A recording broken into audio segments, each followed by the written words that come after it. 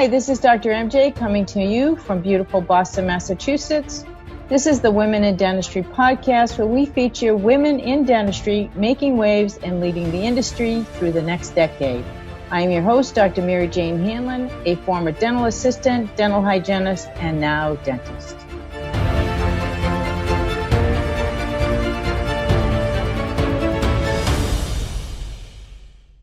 I'm very pleased to introduce you today to Miss Sarah Cottingham. Sarah is the proud mom of two entrepreneurial young men and an avid hiking enthusiast. A unique badass entrepreneur and a dog mom, she consults across industries, believing that people who grow businesses. As the COO of the Dental Design Studios and owner of Incito Enterprises, she champions personal and organizational growth. She's the co-host of Serving the Servant Weekends. Sarah inspires and transforms, changing the planet one person at a time. A lifelong learner, door opener, and change maker. It is now my pleasure to bring you to my interview with Miss Sarah Cottingham. Sarah, it's so nice to have you on the podcast today. Thank you for joining us. Can't wait to hear your story. So why don't you just go ahead and jump right in? I came into dentistry, like many of us have, that I had family that was in dentistry. My mom was an office manager, dental assistant from very early on. And my dad sold dental equipment for Patterson Dental in the very early years when Patterson operated out of a garage. And so that goes way back. And from the time that I was really little, I was told, like, you have to be a hygienist. You have to be a hygienist. And of course, I was the very diligent, strong-willed young lady that I was, and I went to nursing school. Really? Oh, I did. Goodness, and, that didn't go over well, huh? Yeah. Well, they were very supportive, but I just found that just because they said I had to do it, I didn't have to do that. But I got into those studies, and I found that that profession at that time was probably not a profession that I was going to do well in, because I didn't keep my mouth shut. And back then, it was, you do as the doctor says. And, I had done some volunteer work, and I just didn't like what I was hearing, the burnout that people were talking about and things like that. And I'm like, yeah, I don't know that that's for me. So I decided that I was going to take a year off and kind of wrap my head around, well, what do I want to do? So I moved back home. And moved back in with my mom and dad, and I went to work for the dental office that my mom was working in. Against my mom's wishes, my mom advised them not to hire me, and because of the strong-willed daughter that I am. And I just approached the team, and the team interviewed me, and I took a job as a hygiene assistant with an expanded functions hygienist. And in the state of Arizona, an expanded function hygienist at that time could work underneath an open flap that the doctor opened. And the first procedure that I watched was actually her under an open flap. And I remember my mom standing outside the operatory ready to pick me up off the floor because she didn't know how I was going to do. And I couldn't get close enough. I couldn't see enough. It was like stuff flying, blood, gore, just fabulous. And I was absolutely hooked. By the end of that week, I had an application in for hygiene school at NAU. And I had already missed the deadline because the deadline had already passed. I'm like, I'm just going to throw it in anyway. I mean, what's the worst that could happen? They're going to say no. And I just put my application in again. And I didn't even have all of the prereqs done that were for that program. And I'm like, oh, what are they going to do? Say no? And I got an interview. And at that time, I did not know the relationship that the hygienist that I was working for had with NAU. She used to be on staff there. She taught there. She was very good friends with the dean. And it got me the interview. And that would make me emotional. That's awesome. And I got put on the list for alternates out of that. And she's like, she was like, it's a long shot. you got a lot ahead of you. Cause back at that time it was, it was a waiting list, like 200 and some odd people. And she's like, you got a lot ahead of you, but if the planets align and you get everything done and, like, hey, why not? And I'm like, okay. And she said, now, you don't have all your prereqs done.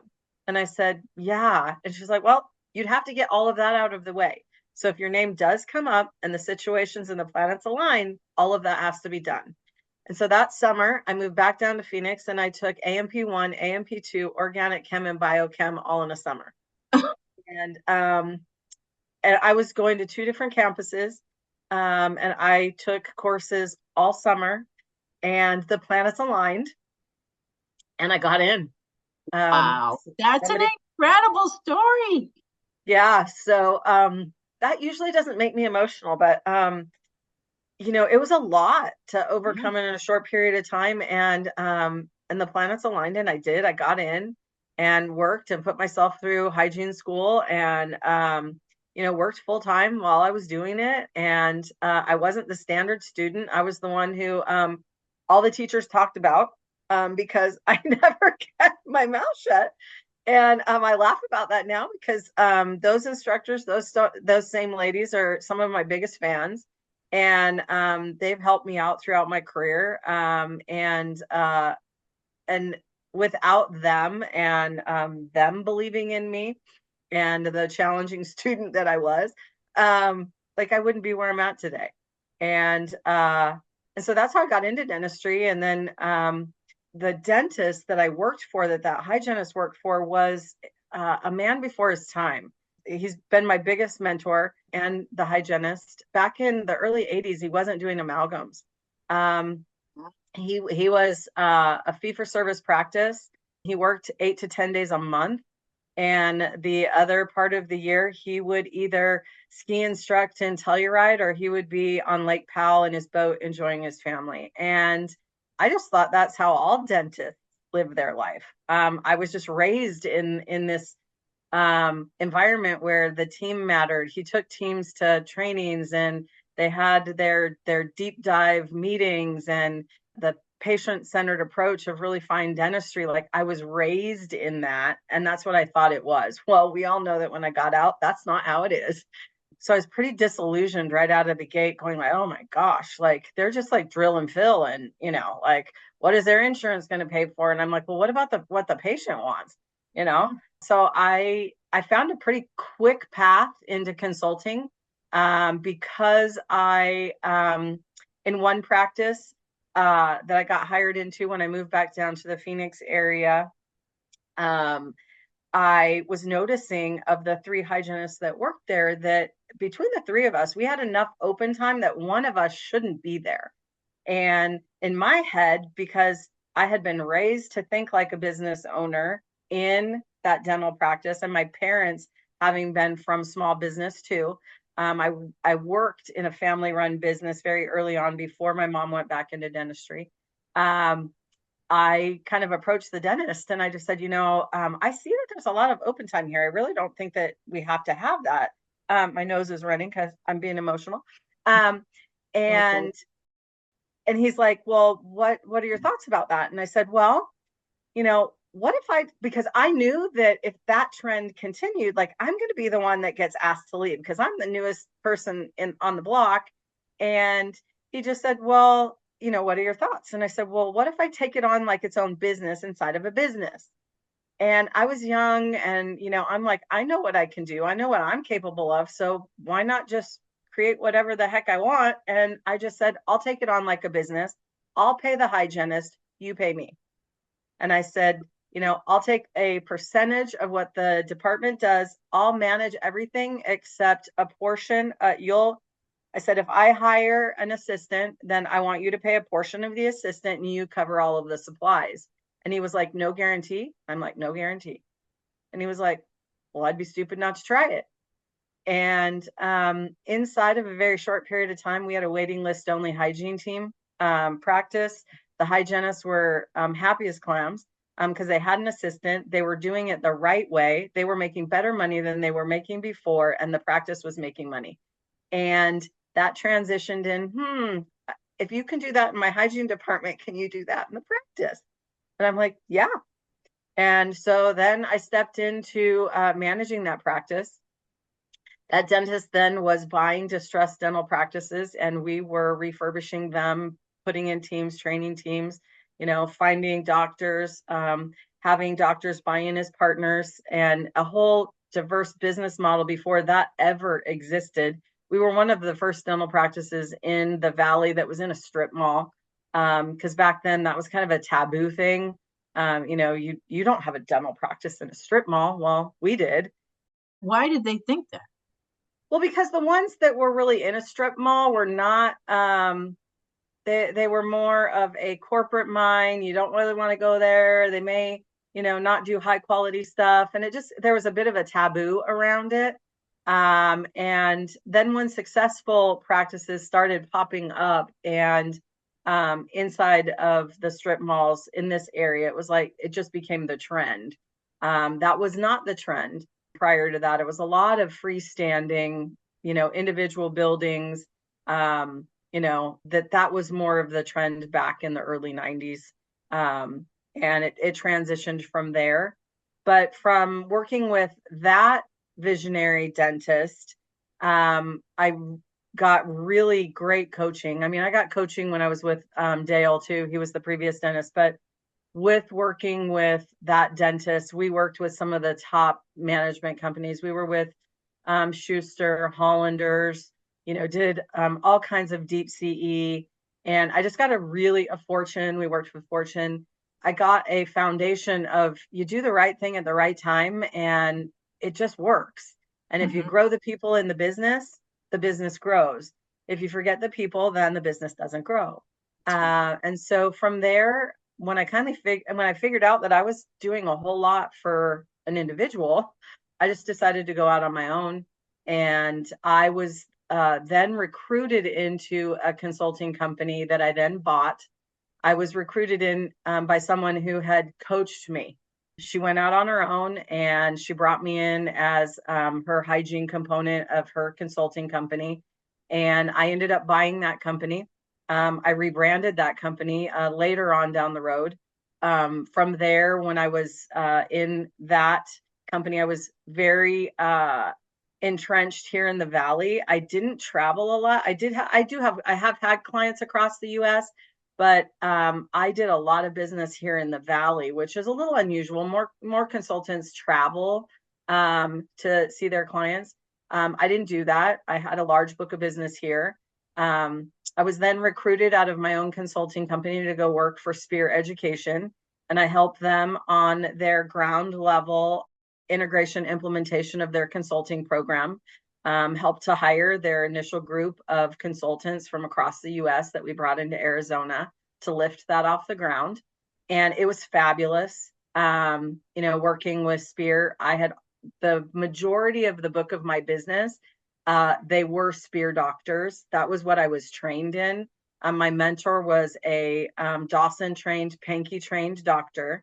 And so that's all that I knew was functional, comprehensive, full mouth style dentistry. And that's where I coached hygienists too, how they could support that and how their foundational expertise of keeping the patients healthy, like that's what we build on.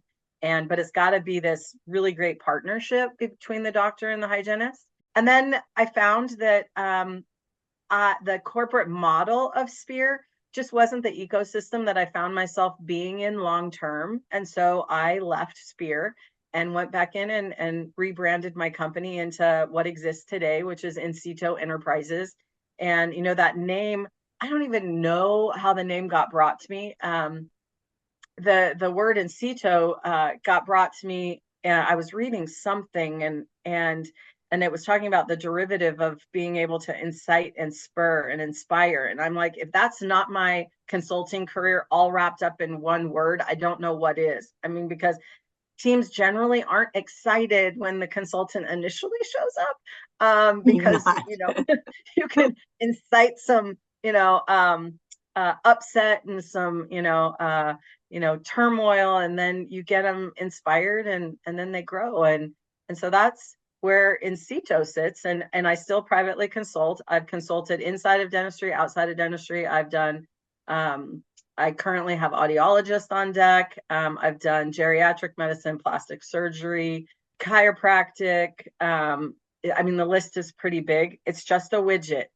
And it doesn't matter what the widget is. If we know that we're doing the right thing at the right time for the people and we grow the people, it all works. And then most recently, I was brought into another company, a DPO model here in Phoenix, a privately held company. And I was going to be consulting with them just on a few things. And I somehow got inspired into taking it on as the COO role. And I am busy running Incito and also working in the trenches with this privately held DPO here in the Valley. And, you know, if you think that it can happen and you put your mind to it, it doesn't matter what might be in the way. You just find your way around it. And I mean, I'm a perfect living example of that. And then I have a whole other component of what I work with where I'm pouring into people. We've found along the way that there are a lot of service-minded people that leave themselves unfilled, you know, pouring from an unfilled cup and then having nothing left, and then thinking that what they did and what they've done and what they accomplished means nothing. And I am on a mission to change that. And so back in February, a partner of mine, Jonathan Bonanno, and I got together and we put on a program called From Sacrificing Servant to Powerhouse. We had no idea what it was going to do. And the people that attended, there is nothing, all of the feedback was it's transformational. And I don't know how to describe everything that happened to me, but all I know is that I'm better. I'm living a life that I didn't realize that I could live. And we've got another event coming up in October, and this one's called Serving the Servant. And it just puts together a lot of components and a lot of modalities to help people who are of service make sure that they're not leaving themselves out and that they can powerfully choose how they show up and how they want to make a difference. And so that is a very long story to where I sit today and what I do and what I'm passionate about. Oh my gosh, what a great story. So I have a gazillion questions already. So talk to me a little bit more about what you and John did in that program so that our listeners understand what it is that you're working on, so that if they're interested, they can participate. Is it for the dental staff or it's for any service provider? Anyone of any walk of life, because I mean, anyone can pour from a drained cup. I mean, it doesn't matter. It doesn't have to be dentistry. It doesn't have to be position related. We had educators there. We had consultants there, retirees. And so it was a very niche little group. It was held in a couple of, like, we rented a couple of houses in Scottsdale that shared a backyard. And, you know, we did a deep dive on, you know, what is it that you really want? And why are you thinking that you don't currently have it? And what are your roadblocks been? And, you know, a deep weekend on, okay, let's just dismantle them. And what's going to have you show up powerfully, and bringing in things that are very, some people would describe it as woo-woo. In my life, it's just like, I'm a spiritually guided Christian. And some people, when I say that, they go like, woo, like, can those two things live together? In my world, they do. And we had someone there, Shireen Walker, like training on the Labyrinth experience. I have a couple of great coaches in the area of breath work and cold plunging. And it's something that, you know, I've done consistently now for the last 2 years. I would confidently say that that saved my life. And, you know, through COVID and shrinking my business and having an engagement that went a little south in that timeline, found myself in kind of a place that I wasn't accustomed to being. And like, those things altered my life. And I just decided that if everything, and NLP, I mean, I'm a certified master prac, and it's all of those things together. When I put them all together and I really started practicing all of the things together and making a very committed effort to what I do with my morning at 4 a.m. and that I'm plunging consistently every day, and that I have that I do breath work, and that how I exercise and move my body. And like last summer, I climbed some of the highest peaks here in Arizona. Actually, I climbed all of the 3 highest peaks inside of 7 days, and did it in a reasonable amount of time. Mountains that I had never been able to accomplish before. When I tried, I made it like halfway up, more than twice on a couple of them. And I was able to do all 3 of them in under 7 days. Wow. And so just because I decided, well, I have the time, why not try it? And so I did it by myself, and just went and had fun doing it. And so all of those things, and the mindset that it takes to do that, and the modalities that I use. Jonathan has known me for several years, and I've known his partner for like 15, 17 years. So he knows of me from a very long runway. And one evening at dinner, it was kind of like, I don't know how you do what you do, but you need to go train other people to do what it is that you do that you just did with me. And we were having a conversation. I just coached him through something that I observed. And he was like, you just have this innate gift of helping people find their way around a thing that they thought was impossible, impassable, and that's what that course was about. And so we had the labyrinth walk, meditation practices, moving your body. I had people come in and do yoga, HIIT work.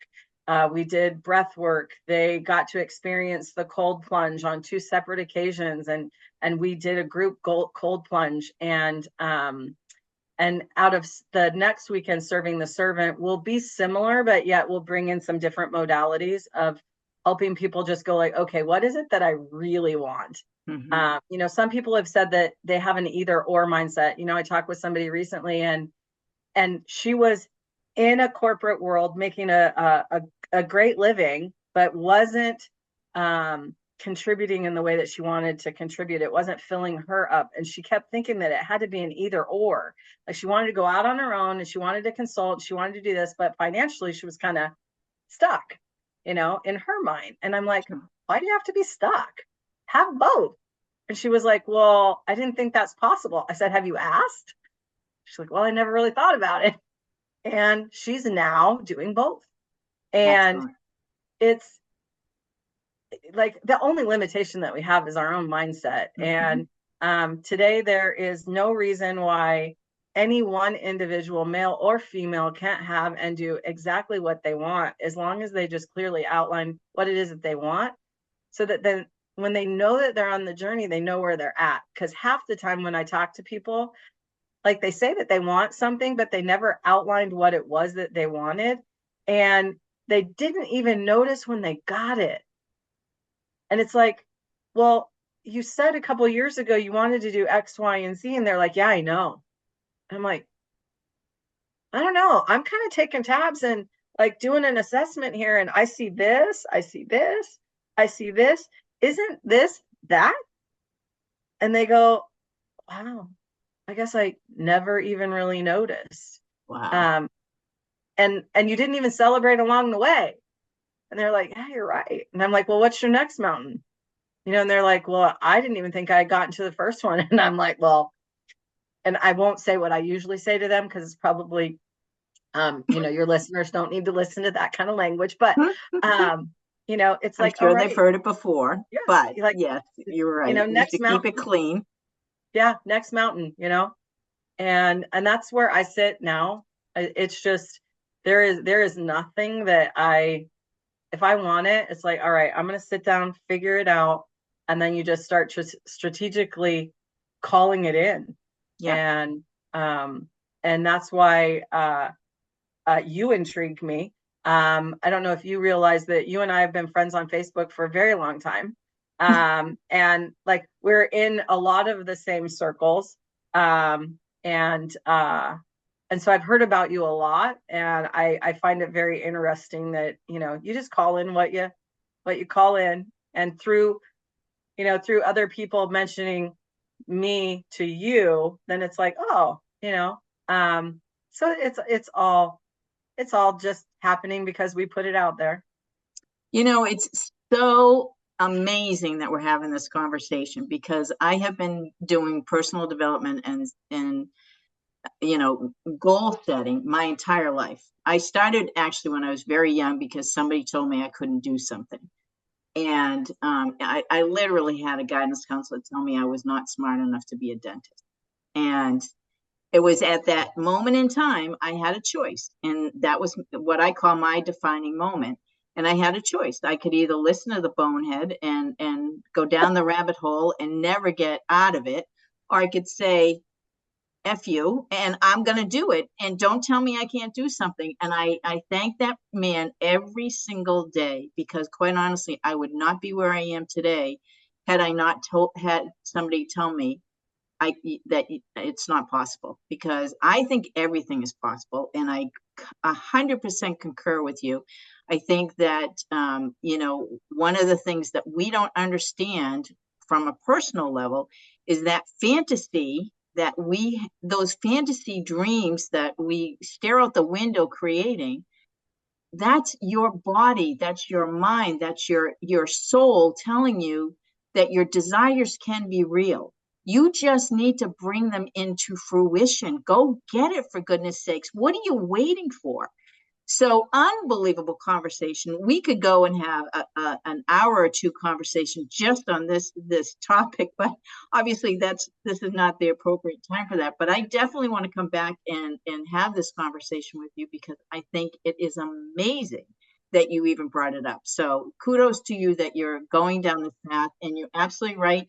I had paused the podcast for a couple of years because I went from academia and left that world and went into corporate America, and then back to academia and corporate on a couple of different things, and just went, you know, did a bunch of things that I just couldn't do the podcast at the same time. So now that I have left all of that world, I have come back, and I am so excited to get this relaunched again, because this is where my passion lies. My passion lies with mentoring young women and young men, even, you know, at the dental school level, because I find that there's very few people that are real. And I'll be direct. I'm sure that you're the same way. I can be direct and say, get your head out of your ass. Sorry. But Yeah. There you go. There you go. Yeah. Oh, I'm so excited. Oh, this is going to be a great conversation. Okay.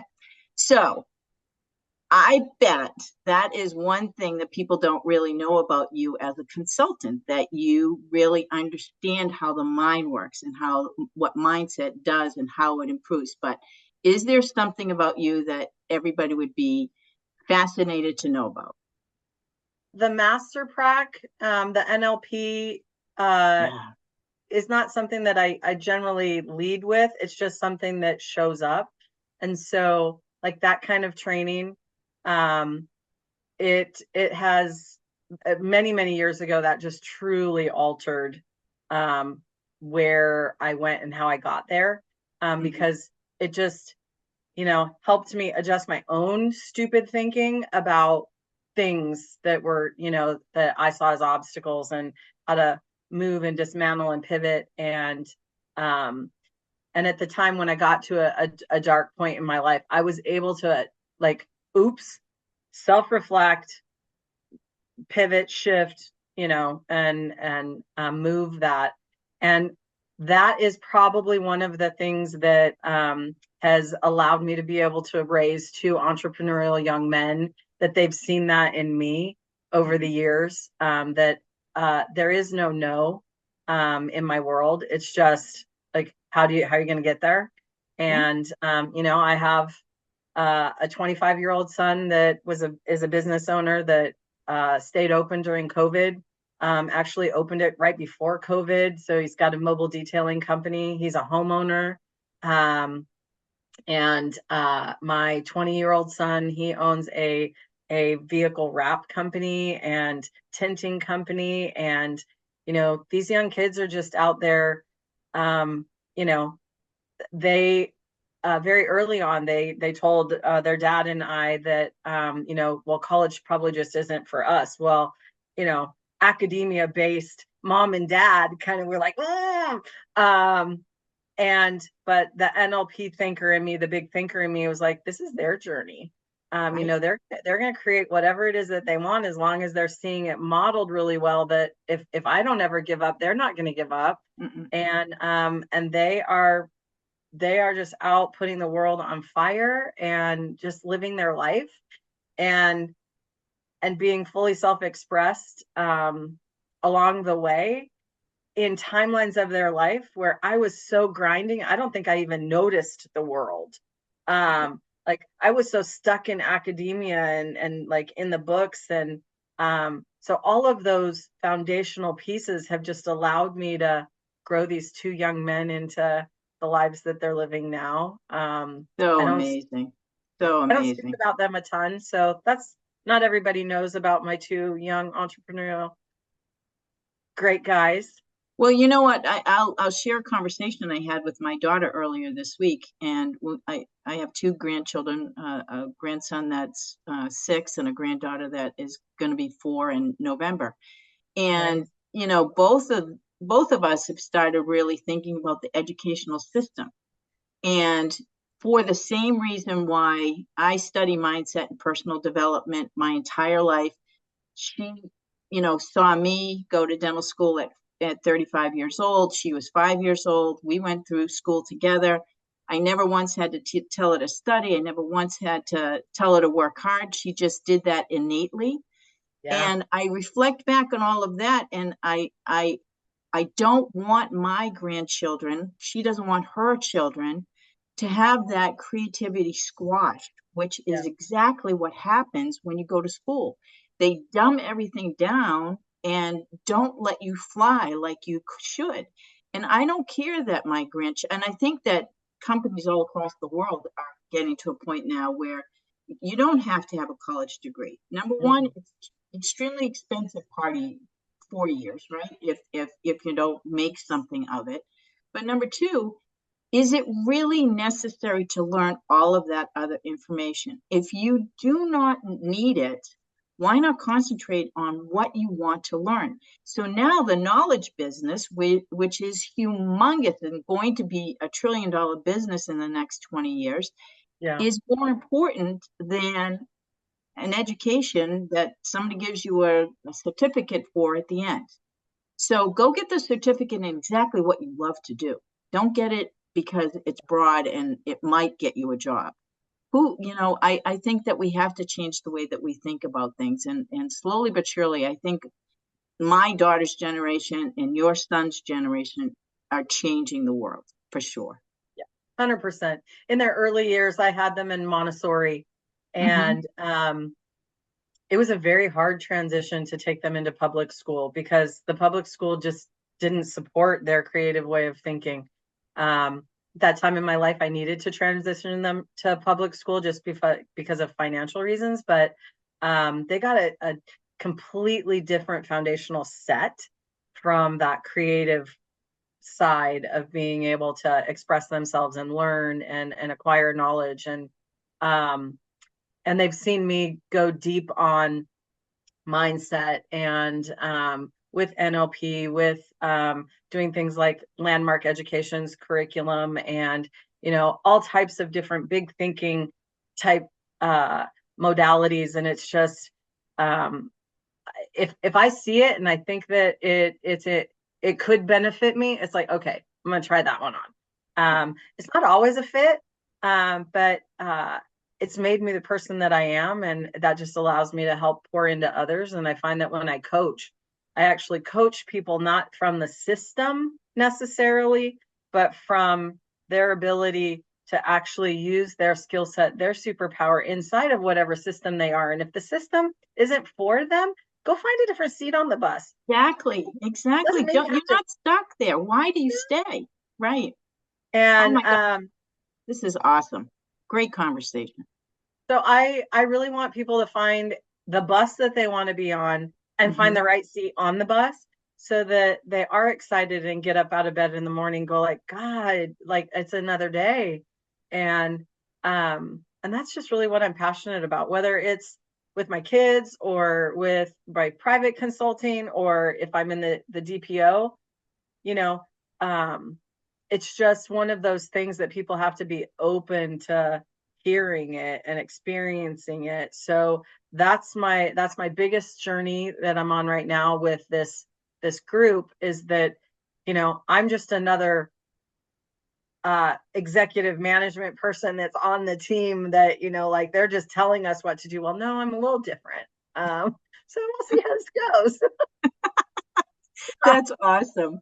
All right. So when I hear you talk, you exude confidence. Okay.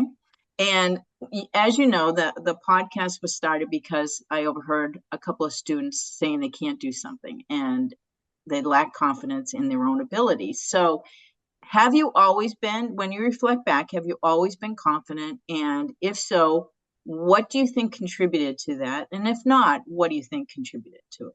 Yes, I've always been confident. In the early years, I was made to believe that I was a bossy little girl that needed to follow the rules and needed to speak when spoken to, and that I mind my elders and I be respectful. Um, and the bossy little girl got me in trouble a lot. But I've learned that was the confidence just being interpreted in a way that and not molded for the powerhouse that was really there. And as I grew up and kind of worked on the way I communicate and how others interpret, how I'm in relationship with others, and I owned my inability to effectively communicate with others in a powerful way. Like, I was rough around the edges. In the early years, I was described as the bull in the china shop. It would be like, Sarah, she's good, but, and there was a period in time where I owned the but, and I really took it on that I am going to learn how to powerfully communicate so that my superpower can be used in the best way possible to serve whoever it is that I'm serving.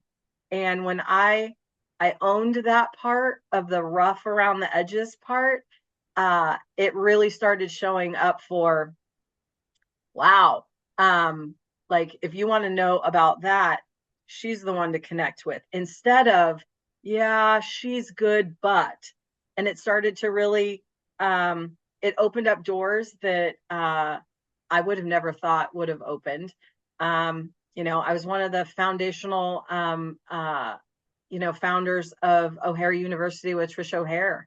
And, we did that. I worked with her for many years. She was actually one of my bigger mentors too. And that's a whole nother story. Her and I go way back. She has my heart.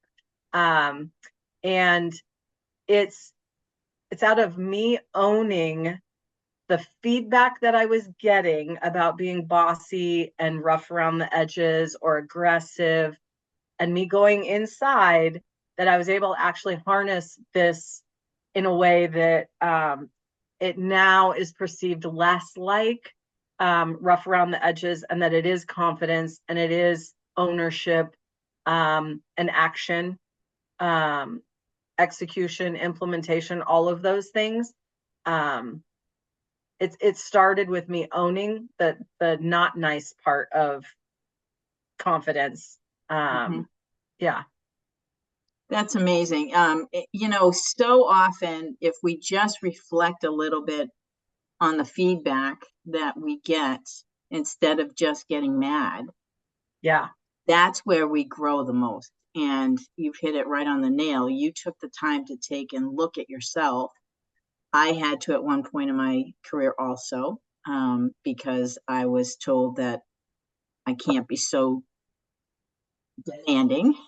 But I expected excellence, and Yeah. that was what I wanted from my team. I just had to learn how to ask for it appropriately. And so, when you learn those things, the emotional intelligence quotient just goes way out the window, because you understand now when people come to you that, okay, I have to approach this differently because this personality is a little bit different than my personality. Yeah, 100%. And I'm not perfect at it by any means. I mean, I still get feedback. And when I get it, I take it seriously and I adjust to the audience that I'm with. And I learned that piece because the woman, Patty, that invited me into her company that I then bought, she gave me really powerful feedback one time, and we're at lunch, and she just looked me square in the eye and she was like, she's like, it's about not being right and staying in relationship.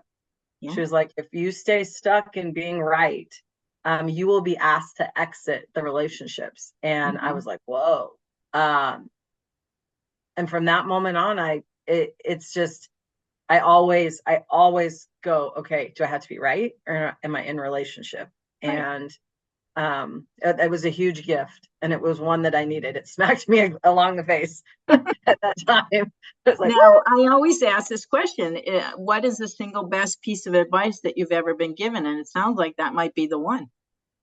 that one was a big one, but I have to say that the one that always pops up for me with that question, and the one that if people are struggling, and they're I'm coaching with them, and I had Trisha O'Hare at one point when she had the vision of O'Hare University, and she had asked, would you be interested? And I'm like, well, yeah. And she was like, now, are you willing to take the arrows? And I just said, well, tell me more about that. And she's like, when you're cutting edge and out front, you're going to have arrows. And are you in it to be able to take the arrows? And I'm like, yeah, it's not anything new. And then we had to have this great conversation about, as long as you align yourself and surround yourself with people that are willing to stand behind you and remove the arrows and pat you in the ass and go like, you still need to go, like, go. Go. And like, as long as you surround yourself with people that like you're like-minded and they're going to have your back, and they pull out the arrow and just keep lifting and helping you rise. If you do that for others, others do it for you, and you just keep going. And it's how, when people are struggling with, well, yeah, this group did this, or like, I got told no because I was wanting to do this, and I'm like, come on, like, let's get going. Let's pull that arrow out. I'm gonna pat you on the back. Let's keep going. And that's probably the one that it's just always right here. And because when you're a big thinker, visionary thinker, and not the norm, and especially a female, not the norm, and calling out things that we may all know aren't great things that go on in our industry, like the lack of education, and hygienists that come out of school that can't even scale. It's like that is stuff that we have to talk about, and when we shouldn't take arrows for it. And helping others see that there are other like-minded individuals. Let's just go find them, and I'm here to help and support you and pat you on the back and hold you up if you're questioning yourself. So one of the things that I have found in my career, and I'm sure that you have seen it as well, is when you do become successful, the arrows come fast and furious, and people want you to stay where they are. They don't want you to excel. They don't want you to keep moving forward. And you do have to protect yourself, because if you listen to everything, that it is hurtful, it's painful. But if you listen to everything and go down the rabbit hole, then you just are giving in and letting them win. It's just not the right way to look at it. You've got to just keep going, as you said. and just keep transparently communicating with everyone that's in the circle or everyone that's involved. And there are some in some environments, in some circles, that that's uncomfortable for people. Like, transparent, authentic communication is not the norm.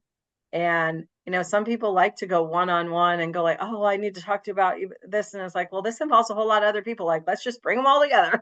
And, and people are like, what? And it's like, yeah, like, hey, we'll solve this a whole lot faster as a group. It's Called just, masterminding, right? and so I You just get a keep group of plugging people along. together that have the same focus and goal and purpose, and it creates a mastermind with an energy that just transforms everything. Yeah, 100%. Okay, so who in dentistry inspires you today? Dale, the mentor in dentistry, was the one who inspired me the most, as far as foundationally just being a great person and doing what it is you love for the people. They'll say yes, right? If you do it the right way at the right time, you just get to do that. And he just lived his life that way, out loud and proud. And he was also a great example of balance, which I still work on that today. I mean, I work way more than I probably should, but I love it. He found that great balance of 10 on and, however many off.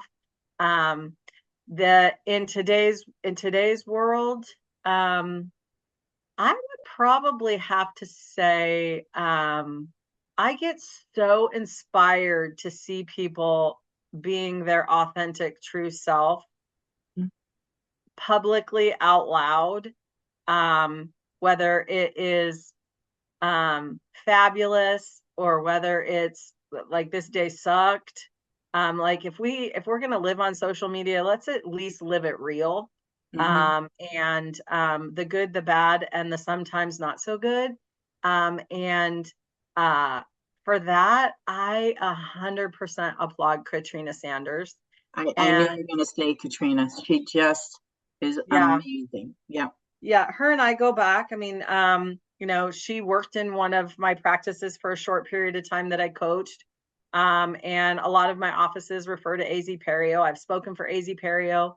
And, she got questioned a lot in the early years. And I mean, for her, it's not like she's this, it's been a short period of time, but with what she's been able to do and open doors and taboo doors, and really digging into what it is that we should be doing, and peeling back the next layer, start with this layer and the next layer and the next layer. And that she is just so authentic, so science foundationally based, and she lives it doing it her way.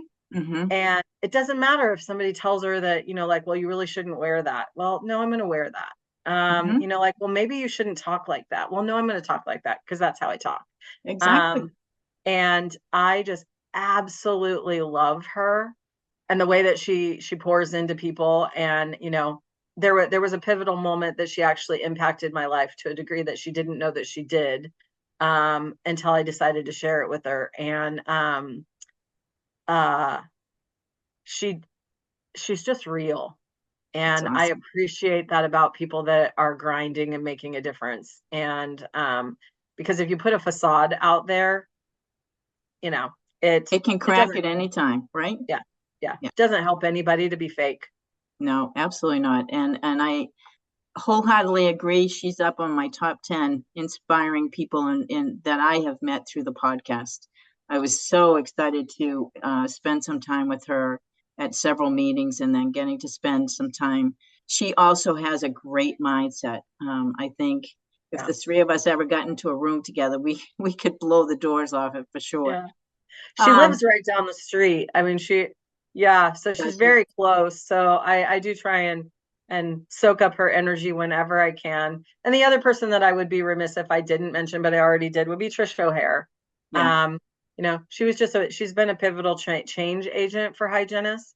And from her, perio reports to the university, and working with a perioscope. And it's just those kind of big visionary thinkers that didn't let the people, the uninformed, uneducated people and their opinions stop them. And So they true. inspire me. So true. All right. Have you ever had an aha moment when you have found, oh my gosh, I'm doing exactly what I'm supposed to be doing? Yeah, they show up pretty regularly. I generally have those aha moments when I'm hiking. Yeah. And it comes to me like, wow, I'm in the middle of hiking a mountain, loving what I'm doing, being in my head, and I'm just got done presenting, to my clients, and I'm working with a new something. So it's generally on the top of a mountain. The first time that I experienced it extremely large, very big in my face, was climbing Camelback. It was September the 11th, 2016. And I was climbing a mountain very late. Normally did not do that. I had forgot my earbuds, which I normally don't do that either. Get halfway up the mountain and I hear a drum.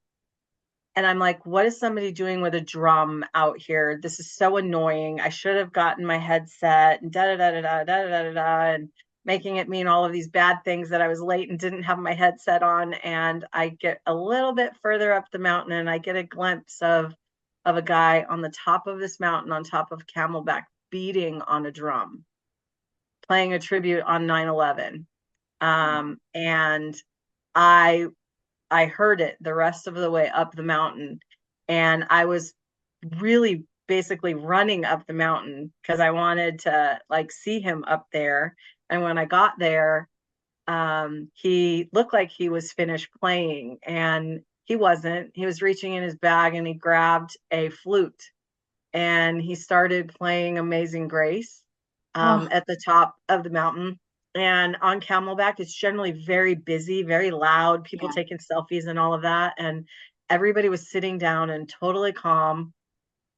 And he started playing Amazing Grace, which was what my sister sang at my brother's funeral. And you ask great questions. And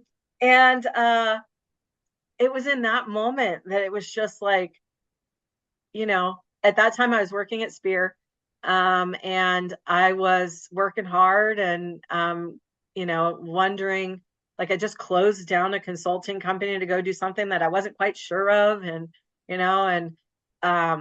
I had been making it mean that I was late climbing a mountain and I didn't have my headset. And at that moment, I just sat down and I just took it all in, and just like, all right, universe, you're just showing it, like, I am exactly where I'm supposed to be. And that kind of stuff happens to me regularly if I slow down long enough to listen. Well, I think that you've hit that nail right on the head. We have to slow down. We are such go, go, go type personalities that we do have to take time in, and guilty as charged. I don't ever reflect back often enough on what I've been able to accomplish and the things that I have been blessed to be able to do. So kudos to you that you stopped and you listened. And that was an emotional one for me too, because 9/11, I lost a patient. And just thinking about that, it's a long time that it's since then, but it just, brings back all those memories, right? And Amazing Grace is my favorite song, really. So good. I hear that, and it doesn't matter where I'm at, what I'm doing, like that song is just like poof. And it's that in rainbows. If I see that in rainbows, it's like, that is like a blessed day. Yeah. All right. So here's a tough question for you. So hopefully it won't bring too many tears out. But if it does, oh well, who cares? No big deal. Yeah. I've never cried on a podcast. Yeah, exactly. What obstacle have you overcome in your lifetime that you're most proud of? There was a period of time quite some time ago that during the real estate crash here in Arizona, I had been on a mission that I was flipping properties too. In all of even the dental stuff, I was grabbing properties, hanging on to a few, flipping some, and we found ourselves in a financial place that, I mean, many people have, where it's like, okay, we're just like sitting in the middle of almost nothing now. And had to make some tough decisions at that time. And it was all around the same time as, getting ready to possibly get a divorce. And it was a really, really crazy time. And, was able to just pivot and grow and just keep going. And that's probably to go from really, really prosper to like, wow, there's like nothing left in the kitty. And then going back to, okay, like life is good. I have everything that I need. And, I manage what I need to manage, and everything's growing, and my kids are thriving, and I just keep moving forward. Like, you can go from nothing to everything. And I just really stand in helping people that it doesn't matter where your base is, whatever that ground floor is, wherever you're putting that, you can grow from there. And my ground floor was it was basement level. It was shopping at Goodwill for my kids' Christmas at one point. And I make no qualms about, I love Goodwill. My kids love Goodwill. And there is nothing to be ashamed of if you had to start at the basement and grow again. Yeah. So true. Yeah. I mean, we all have obstacles in our lives, whether it's the death of a spouse or suicide of a son or daughter, or, there's just so many things that we live through. It's life, right? I mean, there are valleys that you can either stay down there or you can pull yourself back up. And, if you're not trying to pull yourself back up, it's just because you don't have enough power. Get somebody to help you. Even if you don't think you can make the first step, there are people that love you and want to take care of you and will help you move forward. I talked to a woman recently who did lose her husband, and it's still years later, and she misses not waking up next to him. And every morning it's a struggle. She said that mentally she just has to tell herself, you get the heck out of bed, get going. You've got the grandkids need you, your children need you, get up. And 5, 4, 3, 2, 1, just like Mel Robbins says, get the heck out of bed and just get moving, right? Yeah. Easier said than done. And I recognize that, because it's not easy when you're down in the trenches and living in that. But I truly believe that we go into these valleys, we can get out of them, and it's all going to be okay. I routinely will actually outline valleys, and will really sit in a way and go like, okay, really, where is the gift in the valley? Mm-hmm. And I've gotten very good at, like, if I'm in a valley, going like, okay, it's being given to me for a reason. And, what's the reason? And even the most recent valleys that I was in, huge gifts sit in all of them. And, my brother did commit suicide 25 years ago, and it was a gift. I didn't know that it was at the time, of course, because we all had to live through it. But out of me having experienced that, like, I didn't go down that road, and I could have at one point in my life. But his journey actually helped my journey. And I really just look at every valley as it's got a peak there in it. You just got to go find it. And I try and help people with that when they're sharing, if they're in a valley. And that's part of what Serving the Servant is about, is helping people go like, okay, where's the gift? Mm-hmm. And let's go grab it. Awesome. Awesome. If you're having a tough day, which I suspect because you have such good positive attitude, it's very few and far between, but how do you deal with them? And, do you have any routines of managing your stress and getting out of that funk? I routinely cold plunge. And I mean, it's almost a daily practice. I say in a week, I probably do at least 5. I have a cold plunge on my back patio that I invested in because I felt so strongly about it when I got introduced to it. So I do that regularly. I journal regularly. I do gratitudes daily. I used to actually publicly post them every day, did it for about 4 years in a row Wow. on Facebook. And I still do them. I'm not as public with them just because the timing behind it. Someday they'll be published. And so that whole morning routine is really where I try and level set. And I know that if I get too busy and I get off of that routine, I pay for it later and then I bring myself back to center.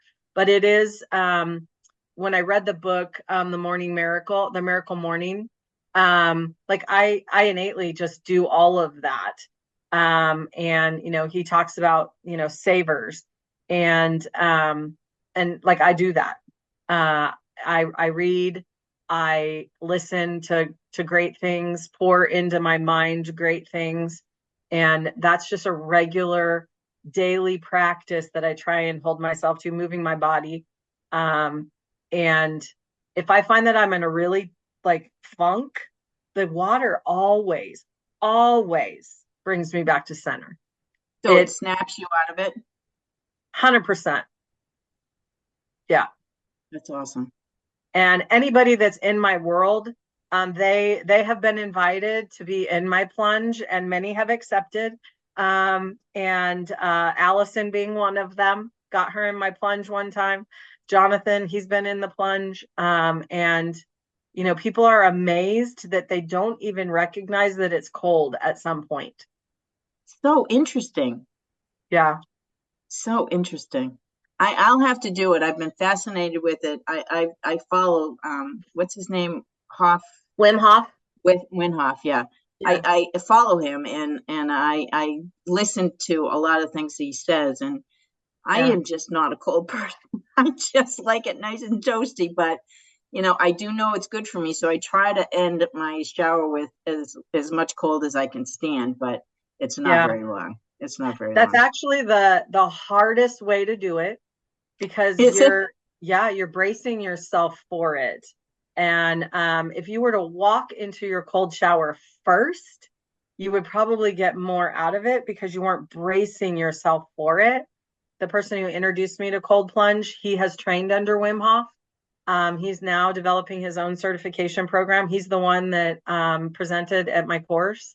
Nice. And yeah. And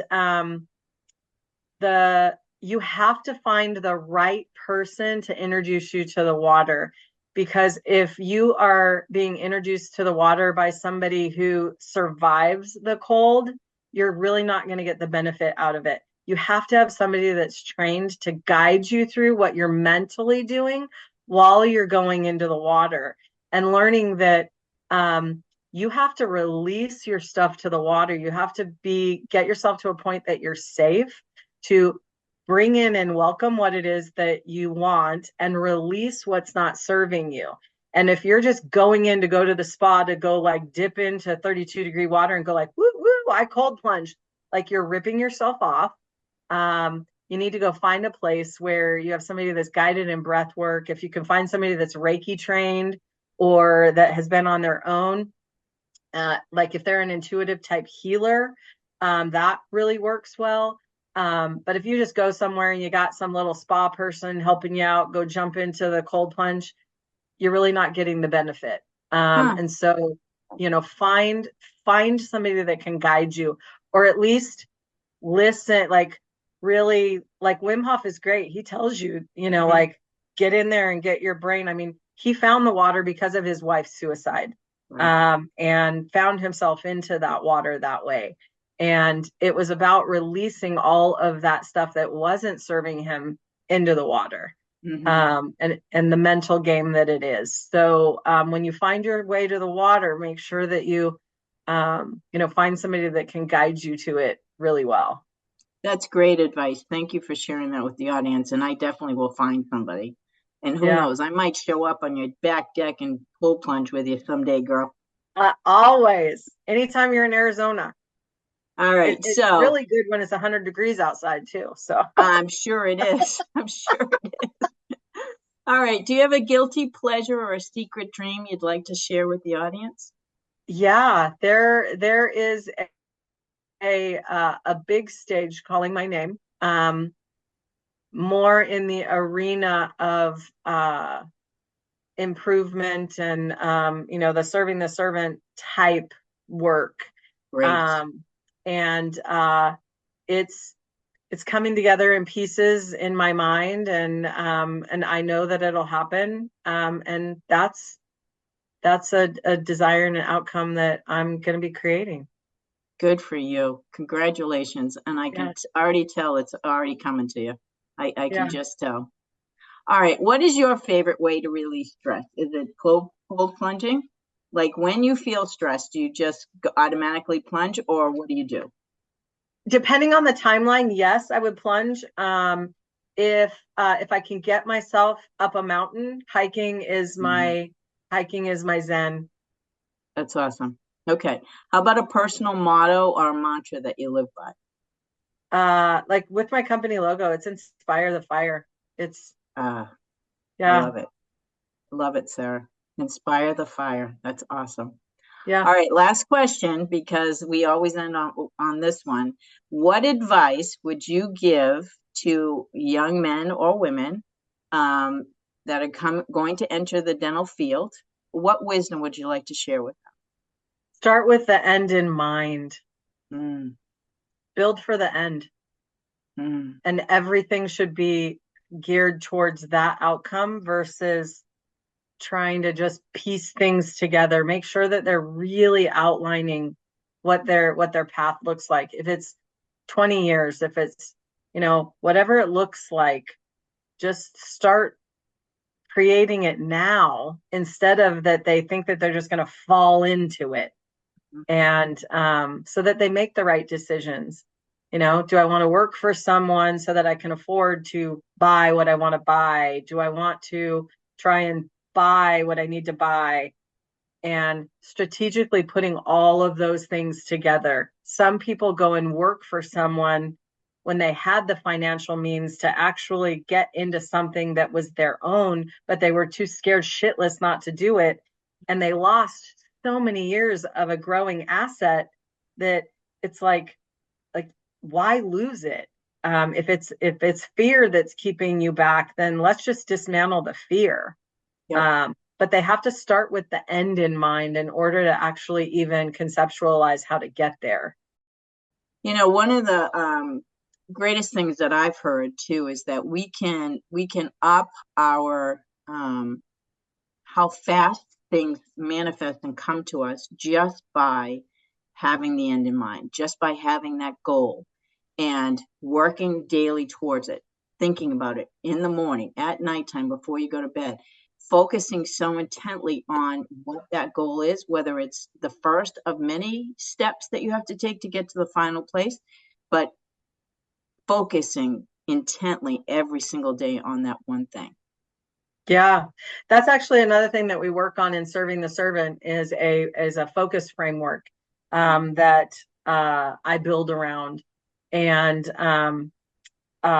it's just a word that came to me way back when I got introduced to, I was in some educational class, and I can't give this person credit because I don't remember who it was, but they had described their morning huddles as focus meetings.